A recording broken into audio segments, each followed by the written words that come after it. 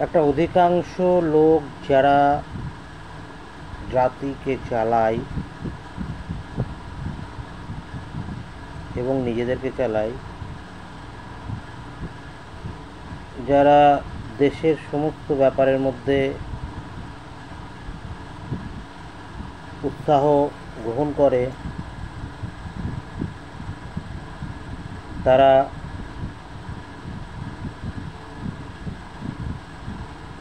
রাজনীতির ব্যাপারে তার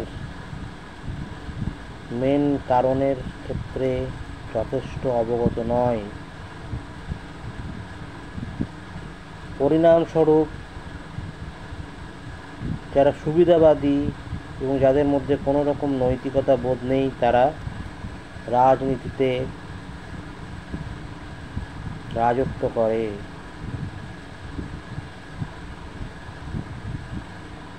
দল এবং রাজনীতিকদের কোনো রকম নীতি নেই, অথবা কোনো রকম লক্ষ্য নেই, অথবা কোনো রকম স্ট্যান্ডার্ড কোড অফ কন্ডাক্ট নেই।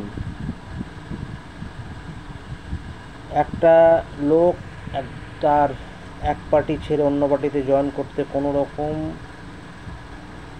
ভুল ভূক্ষেপ করে না, কোনো রকম পশ্চাত্তাপ করে না। এমনকি অ্যালায়েন্স এবং মার্জার হয় যখন পার্টির মধ্যে, এবং তাদের মধ্যে যখন বাইফার্কেশন হয়, সেগুলো কোনো এগ্রিমেন্ট বা প্রিন্সিপাল অফ ডিফারেন্সের মাধ্যমে হয় না।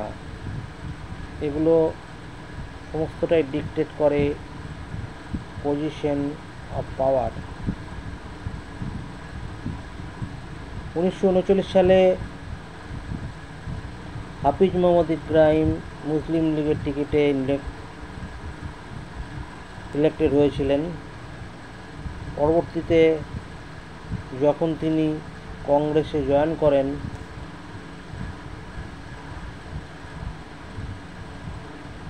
পাবলিক কন্ডাক্টের স্বাস্থ্যকর নীতির দ্বারা তিনি ইস্তফা দান করেন এবং কংগ্রেসের টিকিটে রি-ইলেকশন দাবি করেছিলেন।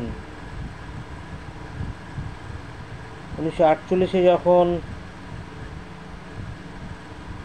সমাজবাদীরা কংগ্রেস ত্যাগ করে এবং সোশ্যালিস্ট পার্টি গঠন করে, যারা সেই সময় লেজিসলেচারের মেম্বার ছিল তারা সবাই ইস্তফা দান করে এবং সমাজবাদী টিকিটে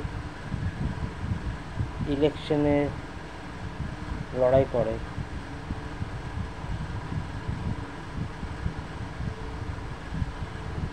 কিন্তু তারপর এই হেলদি ট্র্যাডিশনটা ভুলে যাওয়া হয়। এখন সেখানে সম্পূর্ণ লাইসেন্স রাজ চলছে পলিটিক্সে।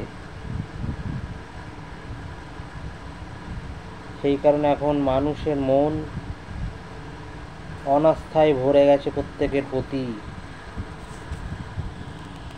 এখন কোনো রকম ইন্টিগ্রিটির কোনো ভরসাই করা যায় না।